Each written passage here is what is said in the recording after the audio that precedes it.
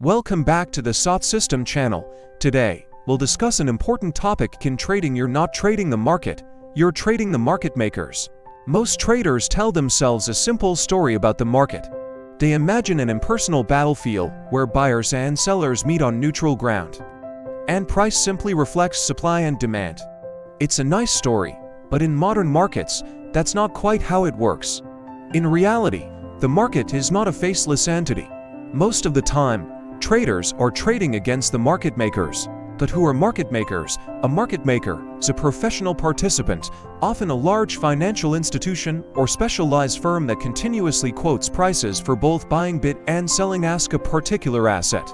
Their job is to ensure that there is always liquidity so that when you want to buy or sell, there's someone on the other side of the trade. But ensuring liquidity is just the official job description. In practice, market makers profit from the spread, the difference between bid and ask, and from anticipating short-term price moves. Think of them as the casino in a poker game. They provide the table, the chips, and the rules, but they also take their cut every time you play. Here's the key.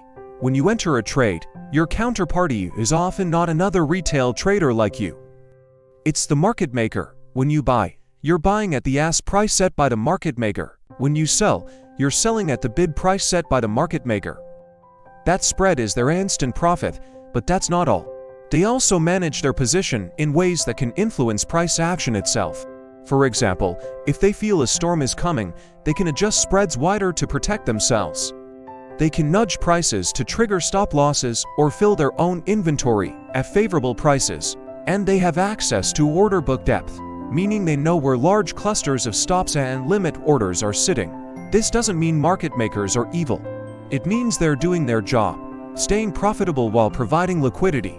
But why should you care as a trader? If you trade under the assumption that you're simply competing against other independent traders, you may misinterpret price moves.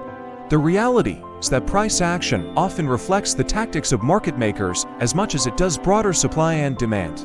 Stop hunts, sudden reversals, tight ranges before big moves. Once you recognize this, your analysis shifts. You start asking not just what is price doing, but what are the market makers doing?